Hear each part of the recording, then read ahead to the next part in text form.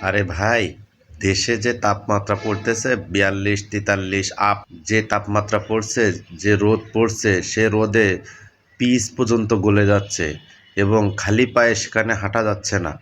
আর এই গরমটাকে এত গরম পড়তেছে যে এটা মানুষকে বিশ্বাস করানোর আহ, কোনো প্রয়োজন আছে বলে আমার মনে হয় না।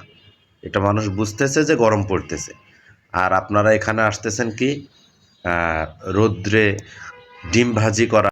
যে গরম পড়তেছে, যে রোদ পড়তেছে, এটাতে বিশ্বাস করানোর মতো কিছু নাই। এটা বাংলাদেশের সব অঞ্চলের মানুষই কম বেশি বুঝতেছে যে তাপমাত্রা অনেক বেশি, মানুষের অনেক কষ্ট হচ্ছে। তাই যার যার সামর্থ্য আছে সে তাই নিয়ে চেষ্টা করতেছে মানুষকে কিছু হেল্প করার জন্য। আর একদল লোক আসছে কি চালের পরে